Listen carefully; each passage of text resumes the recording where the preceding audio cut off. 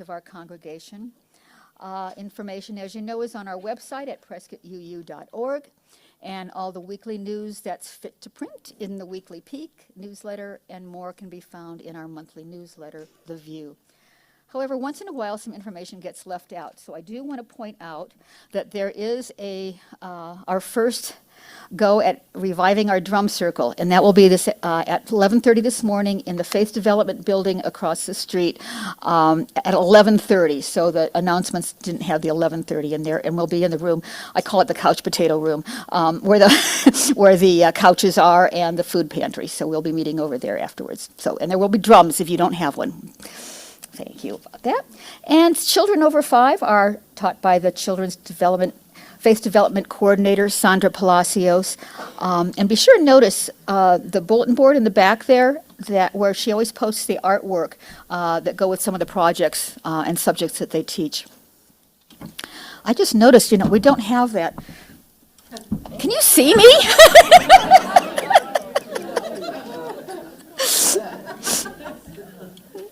There used to be a bench up here.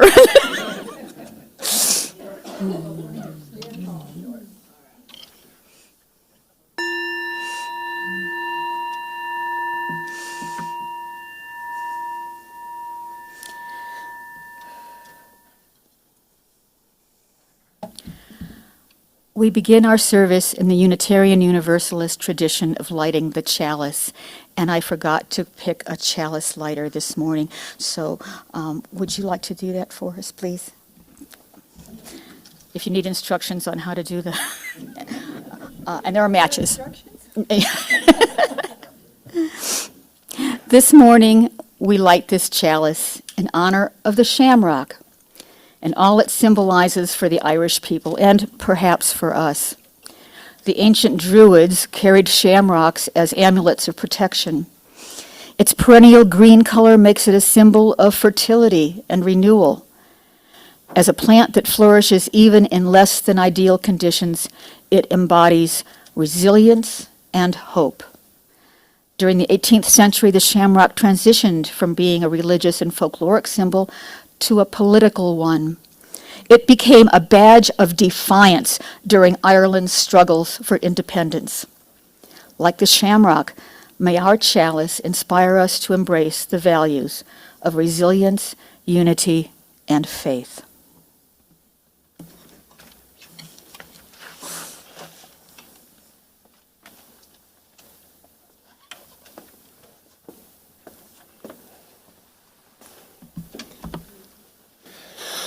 Edward Epstein Cummings was, as far as I know, not Irish, but his father was a Unitarian minister in Cambridge, Massachusetts.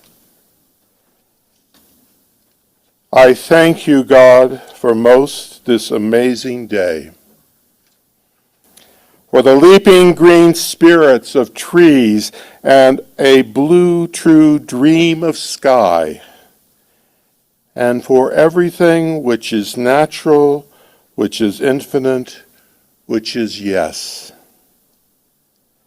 I, who have died, am alive again today, and this is the Son's birthday.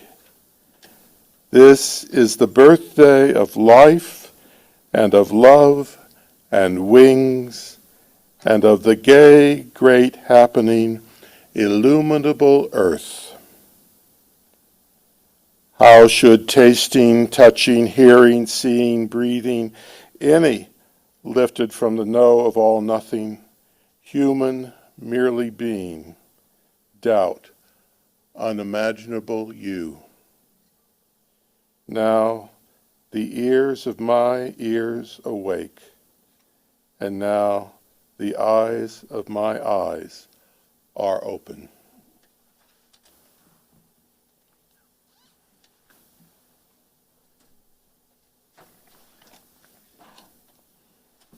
Let's sing hymn number 1, written by a Methodist Irish in 1905 as the tune. Let nothing evil cross this door.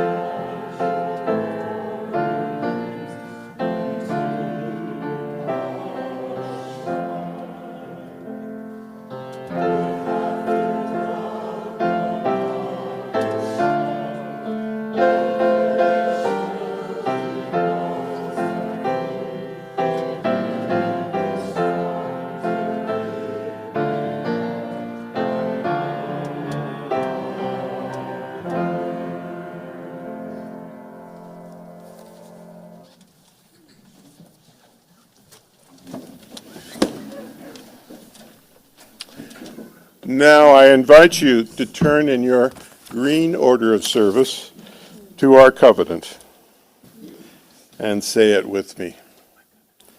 Love is the doctrine of this congregation. The quest for truth is its sacrament, and service is its prayer. To dwell together in peace, to seek knowledge and freedom, to serve others in community. Thus do we covenant together.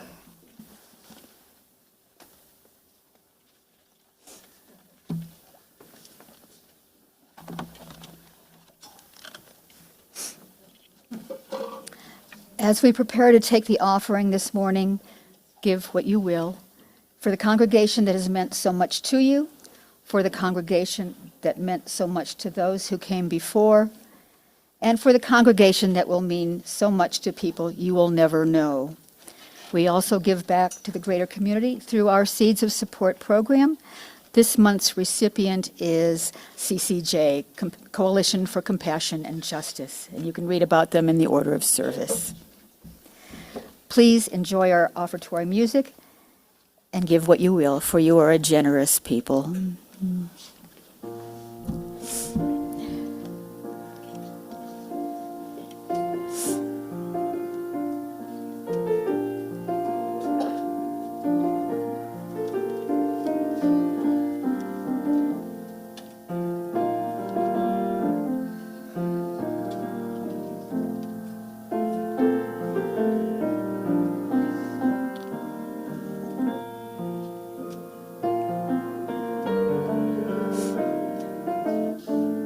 BJ.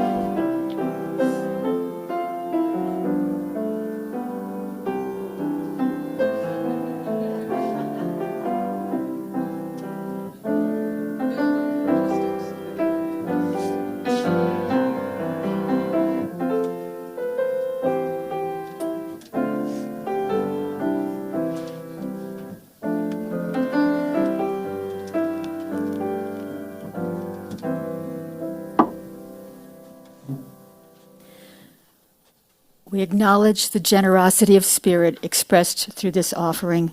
What is given in love is received in gratitude. Blessed be.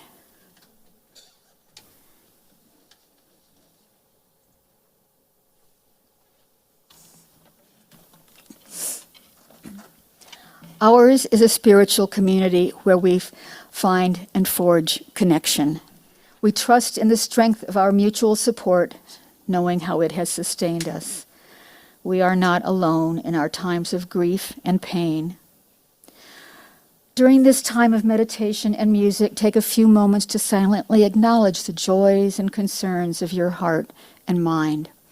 If there is an event which moves you to joy or sorrow, hope or gratitude, I invite you to come forward silently and drop a pebble into our communal water as an affirmation of our connection to each other.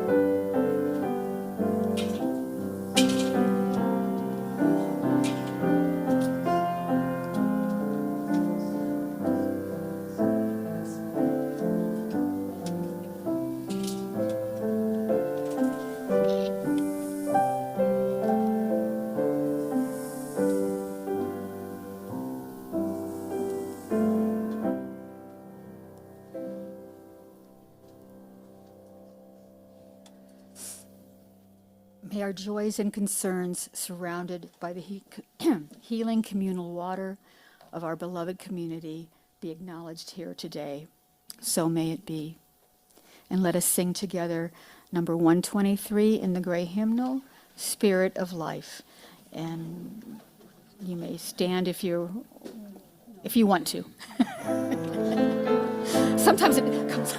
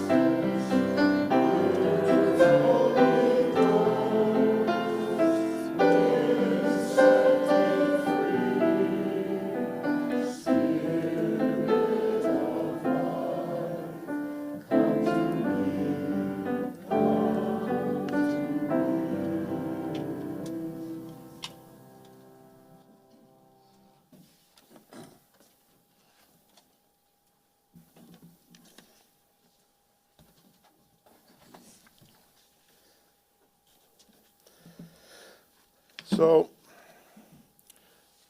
I used this reading on my first Sunday in September, but I imagine that some of you have forgotten it. And it's such a wonderful reading, I want to use it again. Jenitzer Flagg wrote, "I've been coming regularly to the Dublin Unitarian Church ever since that morning, it must be close on 10 years ago now, when I wandered in here almost by chance and said, 'Yes, this is for me.' I am sure I speak for many people here when I mention that feeling of recognition, of identification, of relief, of delight, even at the discovery at last of the existence of a community of people whose religious outlook is totally in tune with one's own. If I had to condense it to just one thing, it would be the quality of inclusiveness. I like to belong to a church that admits, indeed welcomes everybody as a member, a church that has room for the goats as well as the sheep. Years ago, I went to a lecture in Trinity College by a prominent Dublin medical scientist. He said that whenever he entered a church, he had to leave his science at the door. And whenever he went into the laboratory, he left his religion at the door. Instinctively, I felt that this was all wrong. But it was not until I found this church that I found the religious space where you could bring in with you not just science, but every other aspect of life as well. Here, you don't have to leave anything at the door. I'm sure I speak for many of us when I mention the original surge of excitement that I felt when I came here for the first time and discovered the existence of a group of people who think about religion in the same sort of way as I do. I had thought I was some sort of religious freak, someone who couldn't accept any sort of established belief system, but at the same time was unable to let the whole thing go, who just had to plod on and carry on working out my own odd, heretical scheme of things all by myself. Those of us who have done it know that it's a lonely business.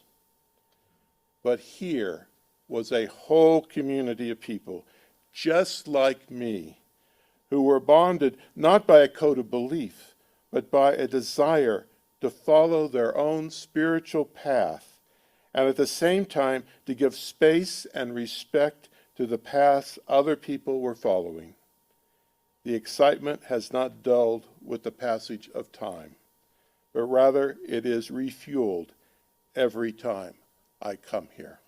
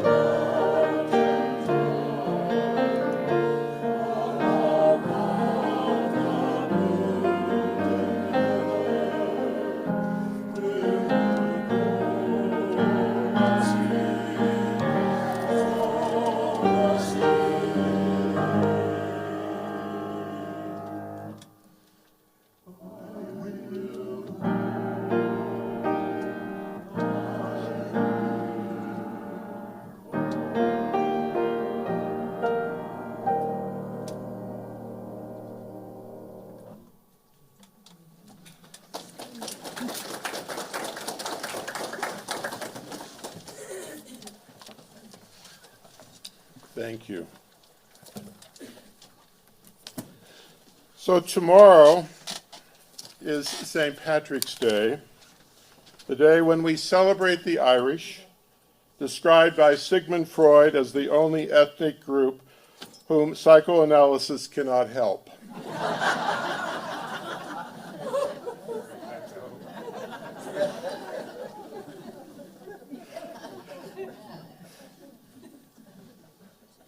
There are actually scholarly articles about that quote.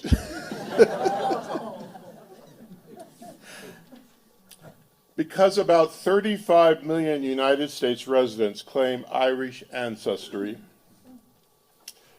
or about 9 times the entire population of Ireland today, which is about 5 million. In bars across America on Monday, you can buy green beer. Irish descendants will hold parades in Boston, New York, and many other cities. In Chicago, besides a parade, they dump green dye in the Chicago River. According to yesterday's news report, thousands lined the river and packed bridges Saturday and erupted in cheers as members of the Chicago Journeyman Plumbers Union Local 130 sprayed dye into the water from boats. Now, I lived in the Chicago area for 8 years, and frankly, the Chicago River always looked green to me every day of the year. But on St. Patrick's Day, it is very green. St. Patrick arrived in Ireland in 432 AD to convert the people to Christianity. He did several good things. For example, he ended the widespread practice of human sacrifice in Ireland by arguing that God had sacrificed Jesus for our sins and that they need no additional human sacrifice. Because of St. Patrick today, about 70% of the people in Dublin are Roman Catholic, although only 14% of them go to church on a regular basis. There is, however, a Unitarian church in Dublin. The church was established in the 17th century when Puritans from England came to Ireland because they believed the English Anglican Church was corrupt and unscriptural. These English Puritans established a church in Dublin that they called the Wood Street Church. It was a popular alternative to the Roman Catholic Church. Many wealthy families and people in influential positions in Dublin attended Wood Street Church. Ministers with international reputations led the congregation, including a Presbyterian minister named Josiah Boys, who served the congregation for 45 years, from 1683 to 1728. In 1691, a 28-year-old man named Thomas Emlyn, my dyslexia comes in here, it's E-M-L-Y-N, Emlyn, Thomas Emlyn, came from England to serve as the junior minister, working under the direction of Reverend Boys. This young man was beloved by the congregation. However, there was a problem. Reverend Emlyn had doubts about the doctrine of the Trinity and the divinity of Jesus. Well, Reverend Emlyn kept his doubts to himself. However, he talked to Reverend Boys about it, and Reverend Boys, believing in the Trinity, talked to some of his colleagues in Dublin. He was upset with the private theology of his young assistant, and he drew attention to others to the fact that Reverend Emlyn did not believe in the Trinity. Trinitarian clergy began to attack him in their sermons. To defend himself against these attacks, the young minister in 1702 wrote a book titled A Humble Inquiry into the Scriptural Account of Jesus Christ. He was the first person in history to call himself a Unitarian minister. The title Unitarian minister did not come into common usage until the 1770s. But in the beginning, in 1702, one young minister in Dublin said, "I am a Unitarian minister." Well, authorities charged him with blasphemy. At the trial, the judge refused Reverend Emlyn's permission to speak for himself. The jury found him guilty of writing and publishing an infamous and scandalous libel declaring that Jesus Christ is not the supreme God. He was fined £1,000 and sent to prison for a year. At the end of the year, his prison sentence continued because he did not have any money to pay the £1,000 fine. While in prison each Sunday, the warden allowed Reverend Emlyn to preach to the other prisoners. The warden also allowed members of Wood Street congregation to visit on Sundays. Some would go to the prison to hear their junior minister's sermons. Senior minister, Reverend Boyes, now he deeply regretted having made an issue of his colleagues' theology. Reverend Boyes regularly visited Reverend Enling in prison, and he succeeded in getting the fine reduced so that after 2 years, a judge ordered the prisoner's release. Reverend Enling moved to England to preach and write. He died at age 81 in England. After Reverend Enling's departure from Dublin, the members of his old church slowly moved towards his theology, towards Unitarianism. By the 1840s, the congregation regarded itself as distinctively Unitarian. At that time, one wealthy family who supported the church were the Jamesons, whiskey distillers from Scotland. Another member was an American named Joseph Wilson, who had fought in the American War of Independence. George Washington appointed Wilson as the first United States consul to Dublin. His son, Thomas Wilson, became a successful ship owner in Dublin. Thomas Wilson gave much of the money for the construction of the current Dublin Unitarian Church building, completed in 1863.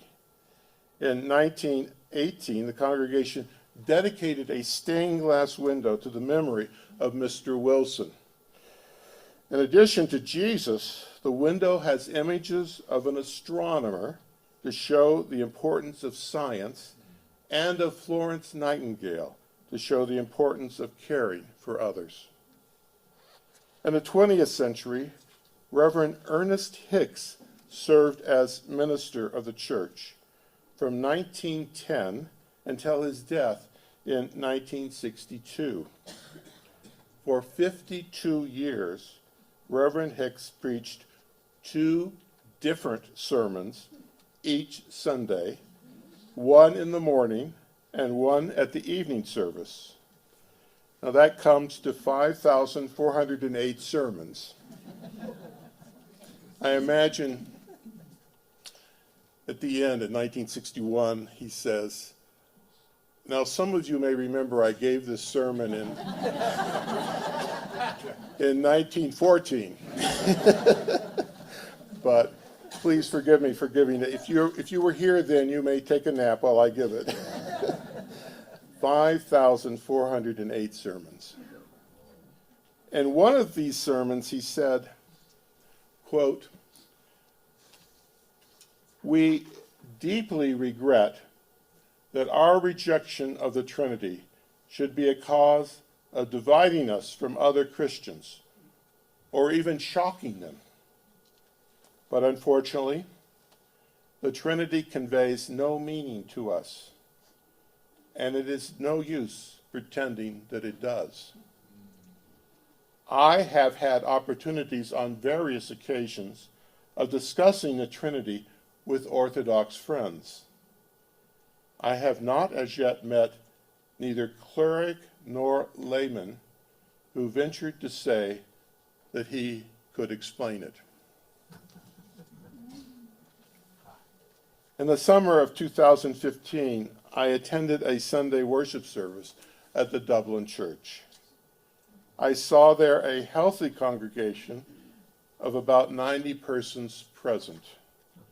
The Reverend Bridget Spain served them as their minister. She's now their emeritus minister, the first woman appointed to a Unitarian pulpit in the Republic of Ireland. The day after the service, I took Reverend Spain to lunch, and we spent 2 pleasant hours talking about her church. Following lunch, I walked past the church and past the Royal College of Surgeons, where the rebels had fought the British during the Easter Rebellion of 1916. The rebels started off by taking charge of the green, the park in front of the church, and putting their fortifications there. And this is in the middle of World War I. The British sent 16,000 troops to Ireland to put down the rebellion. They pushed the rebels out of the green, and they went to the Royal College of Surgeons building, which is almost next to the Unitarian Church. The rebels were there, and they had a battle. This is probably the only example of a Unitarian church where a civil war took place next to the church. Finally, they surrendered. The British then executed 15 of them by firing squad. And it was this harsh punishment that led to the Irish War of Independence from 1919 to 1921, and to the partition of the island between Northern Ireland and the Irish Republic, with Dublin as the Republic's capital. The partition of the island led in turn to the 30-year conflict in Northern Ireland that started roughly 1968 and ended when the Catholics and the Protestants signed the Good Friday Agreement in 1998. Now, in this century, on Good Friday, the Dublin Unitarian Church held a reading of the names service at midday on Good Friday. Members of the congregation and the larger community would gather in the church sanctuary and read the names of more than 3,500 people who died between roughly 1966 and 1998, the end of fighting. Prominent figures in Dublin, from politics, from the media, from education, from the arts, they would join members of the congregation in the sanctuary to read the names. Because the Unitarians respected both the Protestants and the Catholics, this was the place in Dublin where both could be remembered. Last year, they said this will be the last reading of the names because no one had died in Northern Ireland in the conflict for several years, and they thought it was time to move on. Now, after I visited Unitarians in Ireland and other parts of Europe, I flew back to the United States. Back in America, I thought about not leaving science behind when I entered a church. I thought about the first person in history to call himself a Unitarian minister. I gave thanks that I did not need to worry about going to jail for my beliefs. I thought about the Dublin Unitarian minister who preached 2 sermons each Sunday in the same church, 2 different sermons each Sunday in the same church for 52 years. I wondered if he ever ran out of things to talk about.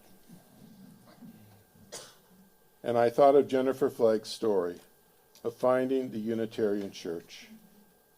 She said, I had thought I was some sort of religious freak, someone who couldn't accept any sort of established belief system. But at the same time, I was unable to let the whole thing go, who just had to plod on and carry on, working out my own odd, heretical scheme of things all by myself. Those of us who have done it know it's a lonely business. But here, at the Unitarian Church, was a whole community of people, just like me, who were bonded not by a code of belief, but by a desire to follow their own spiritual path, and at the same time to give space and respect to the paths other people were following. My excitement has not dulled with the passage of time, but rather it is refueled every time I come in here. May it be so for all of us. Let's sing hymn number 20, Be Thou My Vision, traditional Irish melody.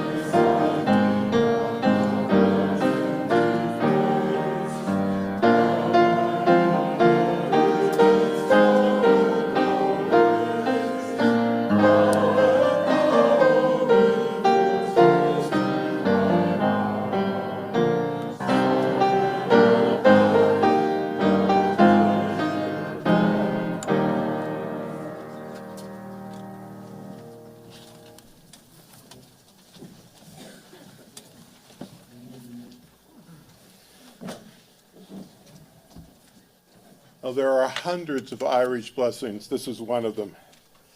May your day be touched by a bit of luck, brightened by a song in your heart, and warmed by the smiles of the people you love.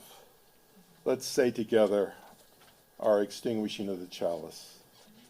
We extinguish this chalice, but not the light of truth, the warmth of community, or the fire of commitment.